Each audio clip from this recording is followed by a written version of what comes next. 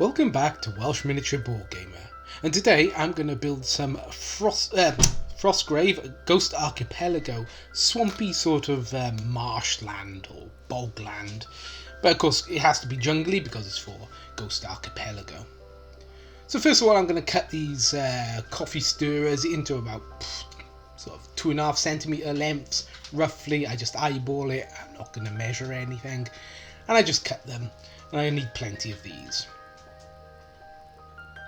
So when cutting, obviously watch your fingers and just chop really. Put it towards the base of the scissors to make it easier for you to cut, not towards the tip. So I'm just going to cut a load of these. I'm not going to, I just roughly how many I think I'm going to need. So yeah, so first of all that's what we're going to do, is just chop these up. And this can also be used for like Stargrave for a jungle planet. So I'm going to mix in some of these popsicle sticks, and I'm just going to clean them up with the edges, make sure they're not too pointy and not too straight. You might even, if you wanted to, if you haven't got any coffee stirrers, you could chop them, the lollipop sticks, in half lengthways. So then I'm going to grab these cocktail sticks and, I don't know, about chop them in half roughly, just to give you 2 of those like so, and I'm going to chop up a bunch of them.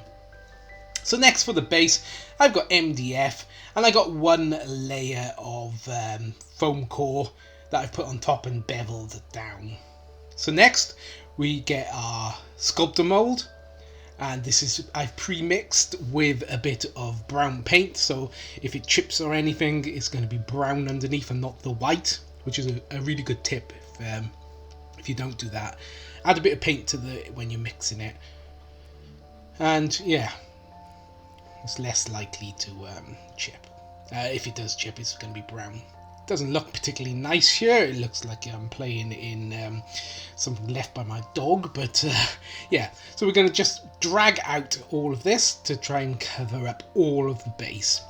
Now I want this to be a fairly flat piece of terrain. I don't want it to be raising too much, because the idea is it's going to slow you down to move through it, to sort of be hard movement, as opposed to blocking line of sight, etc. I got plenty of line of sight blocking terrain. I just want something really that's going to make you think, do I want to walk through that, and slow me down. So yeah, just drag it out, keeping your fingers wet to cover the entire board. So I'm about halfway through here, and yeah, that's it. I just keep dragging it out from the middle, so that the middle is going to be the highest point. And I'm dragging it down and sort of dabbing at it to give it some sort of texture. I don't want a huge amount of texture, but I do want enough that it's going to look like it's muddy and rutted, you know. So it's not completely smooth and boring. But I don't want, you know, big trenches or anything, because that's not really what I'm going for with this piece of terrain. So I'm dragging it down to the very edges, covering the wood to make sure it's all covered. So then we go back to our popsicle sticks and coffee stirrers. And I've decided that I'm going to do like a path going down the middle of this structure. This build rather, so that if you're actually on the path you don't have to have difficult terrain penalties, etc., but you have to actually be moving along the path. So I just put them in and then push them down into the sculptor mold, because it'll grab hold of it pretty good, and I use like other pieces to push them down a bit deeper, etc. So occasionally I chop one of these boards in half, like I just did here, and I'll put it in like so it looks like the board is snapped and broken and what have you, and it looks like there's been some use and wear of this, because this is meant to be Ghost Archipelago, and you know, the islands don't appear that often, so the woodwork, I'm guessing, wouldn't be very new, even though there are indigenous people on the islands. So I'll just keep doing this. I won't go in a straight line because I want to make it a bit more interesting, so I'll sort of veer off at some point just to give it some sort of interest, like so. I push it down, make sure everything's lodged in place, because we don't want any of this coming out for sure. That would be a bit annoying. And that's sort of a pattern that I've got for my path.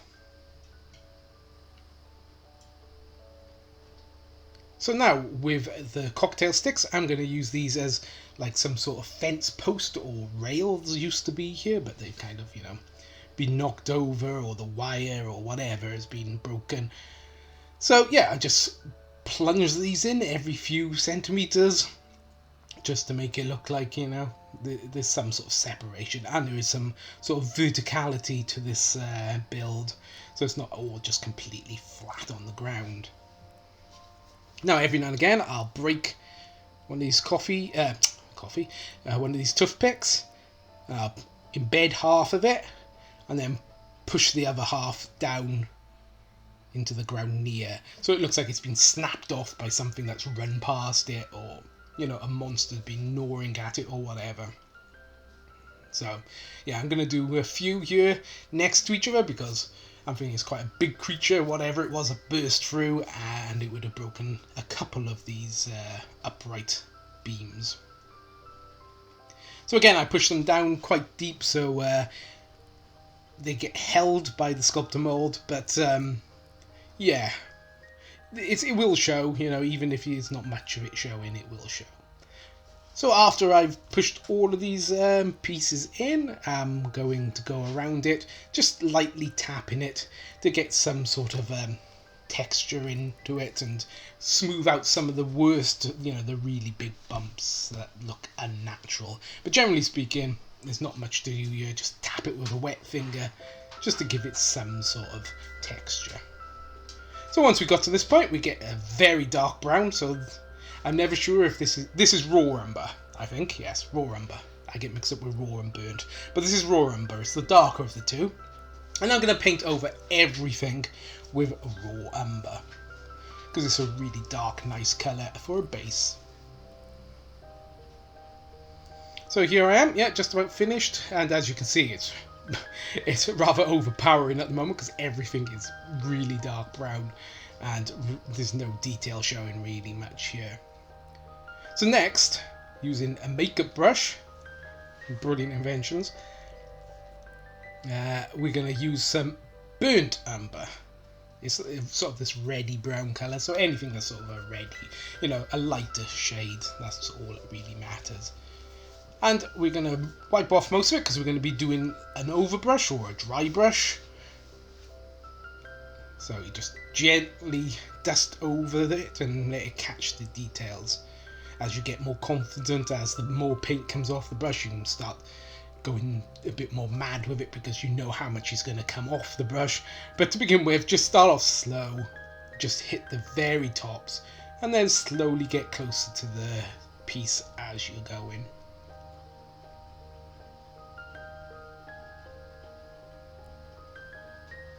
So yes, I just keep doing this all around, try and hit the mud in between on the path as well, because we want to get the pieces of mud that are in between the planks, and we'll come back and paint the planks afterwards, so it doesn't really matter if we get paint on them.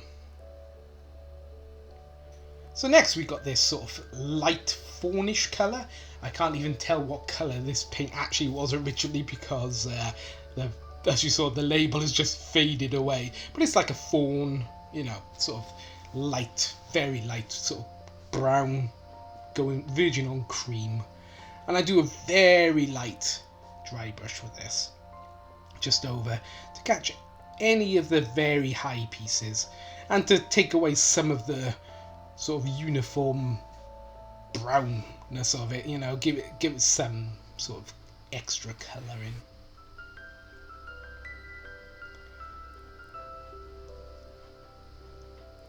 So by the time you finish doing that, it should look something like this. And as you can see, I mixed in the fawn in with some of the brown, and you just keep moving up with more and more fawn until in the end you're just using that fawn, and yeah, it blends in really nicely.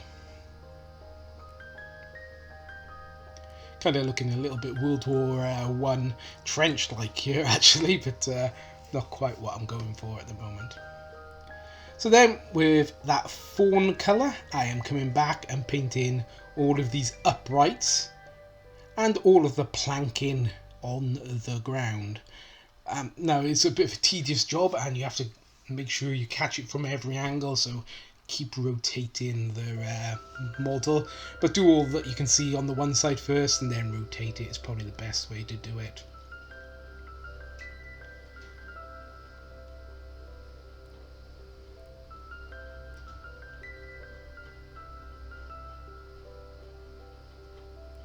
So as you can see, I've done all the posts and now I'm on to the actual slab work which has been laid down on the ground. So like I said before, it didn't matter if you covered this previously with the mud colours, it won't matter. Now obviously this is a bit bright and a bit too new and stark compared to the mud, which it doesn't look like it even belongs on the same thing, but we'll come back and we'll change the colour once we've finished doing this.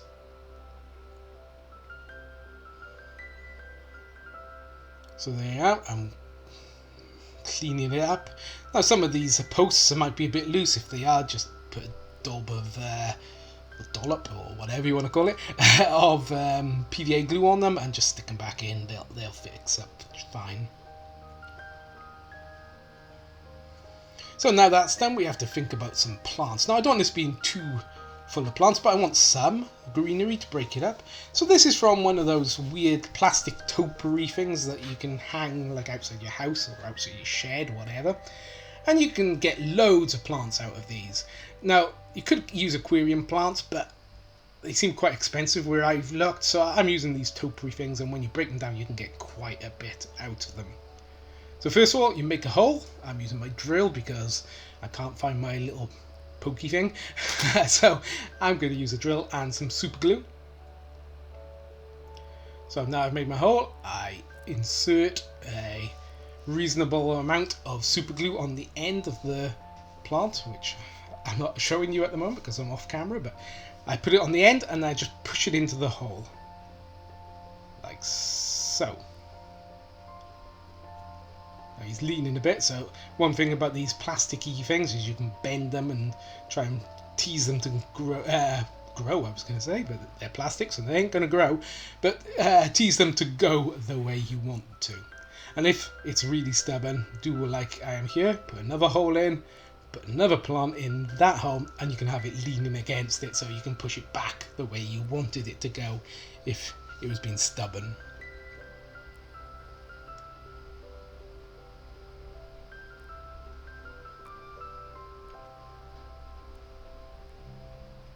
There you go. And see, I'm using that second plant to sort of tease the other plant back the way I wanted it to lean. So this is it after I've placed, I think, just about all the plants I want to put in. I'm putting in one of the last ones here. And this is about as much plant life as I want. I don't want it being too much because I want it to be like it's a boggy area. You could paint up the greenery to, you know, dull it down a bit because it has got a little bit of that shine, but you know, this is a weird exotic tropical island, so why not? So I left also enough space in between the bushes to place a miniature so that if anybody's hiding amongst those bushes they can. So we come back and I'm using this contrast paint, one of the flesh contrasts, and this is what I'm going over the planks with to give them a bit of a browner, dirtier look. You could use a cheaper wash, you know. I'm using the contrast because that was the one I had closest to me, but you know, I suppose it could be quite an expensive way of doing it, although you don't use actually very much of this paint on these planks. And I'm doing it also for these upright beams so that everything's coated in a uniform sort of shade. So this is kind of what it looks like at this point. Just about done, and everything is looking pretty good, and I think really suitable for my table. I'm really enjoying Ghost Archipelago, and I'm going to be carrying on making videos about the terrain that I have to make for each scenario, and that'll be coming up in later videos. So now here are some stills. I did go over this with a gloss varnish to give it a bit more mucky dirty look about it, you know, make it look like it is difficult terrain, because otherwise it looks a bit too easy for them to get across. So if you've liked this video, you know, do the usual, leave a like, subscribe if you really liked it, and leave a comment below and I will reply to it. I reply to all my comments. But until next time, goodbye from Welsh Miniature Board Gamer.